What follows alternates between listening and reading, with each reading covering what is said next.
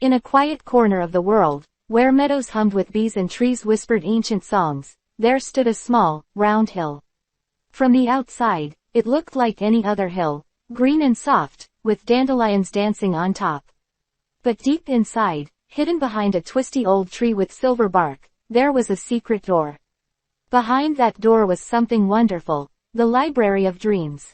No one in the village knew it was there, no one except Ellie, a curious little girl with a wild imagination and a nose for hidden things.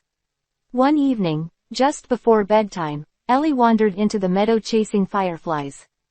As she followed a glowing one into the woods, she tripped over a twisted root and landed with a soft oof. Right beside the old tree. The bark shimmered faintly in the moonlight, and before her very eyes, a tiny keyhole appeared in the trunk.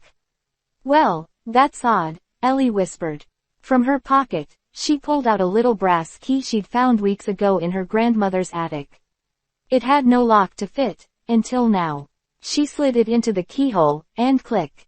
The tree opened like a door. Inside, stairs spiraled down into a golden glow. With a heart full of wonder, Ellie tiptoed down, each step glowing softly under her feet. At the bottom, she gasped. She had entered the most magical library in the world. Shelves soared high into the air, filled not with ordinary books, but with dream books, millions of them. They shimmered with colors that didn't quite exist, and their titles changed when you blinked. Some fluttered like butterflies, others purred like sleepy cats. The air smelled of stardust and old stories. An owl with half-moon glasses fluttered down from a perch. "Ah," he said wisely, "a dream seeker. Welcome, Ellie. You know my name?" she asked in awe. "Of course. The library knows all dreamers. I am Mr. Featherwick, head librarian." He guided her to a glowing table where a single book waited. It was soft and warm like a pillow, and on the cover, in silver ink, it read, "Tonight's Dream." Asterisk. Each night, Mr. Featherwick explained, every child in the world gets one dream from this library. Some are silly, some are strange, some are secret wishes, and some, he paused dramatically, are adventures. Ellie's eyes sparkled. "Can I choose mine?" "Just for tonight," the owl said with a wink. "But only if you return before the sun rises." Ellie opened the book. A swirl of colors lifted off the page and wrapped around her like a blanket. When the swirls faded, she found herself standing in the middle of a candy-colored jungle where marshmallow trees grew tall and gummy vines swung low. From the bushes popped a giggling creature, half rabbit, half balloon. "Come on," it squeaked. "The Bubble King is waiting." Ellie climbed onto its back and bounced through forests of jelly beans, crossed rivers of chocolate milk, and tiptoed through cotton candy clouds. The Bubble King, round and jolly, wore a crown made of peppermint swirls. "Ellie the Brave," he boomed, "we need your help. The Snorbeast has stolen the golden yawn, and without it, no one in the dream world can fall asleep." Ellie, feeling braver than she ever had, nodded.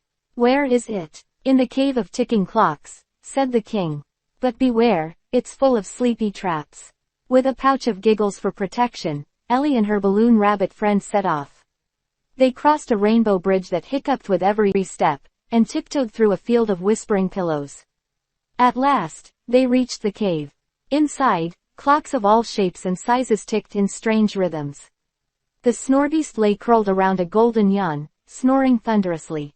Ellie tiptoed closer, the giggle pouch glowing in her hand.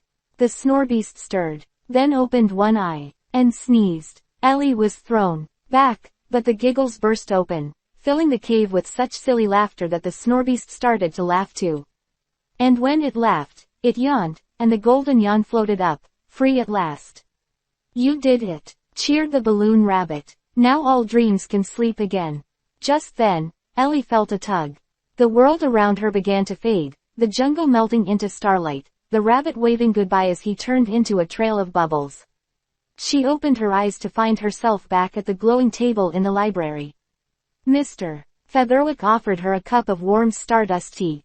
"How was your dream?" he asked. Ellie grinned. "Amazing. But now," he said gently, "the sun is rising." As they walked back to the spiral stairs, the owl handed her a tiny book. "For your pocket. A memory." Ellie stepped through the tree door just as the first golden rays of morning touched the meadow. The tree closed behind her, and the key vanished from her pocket, except for the tiny book that remained, warm and soft in her hand. Back in bed, she curled beneath the covers, the dream fresh in her heart. And just before her eyes closed again, she whispered, "I'll be back. The end.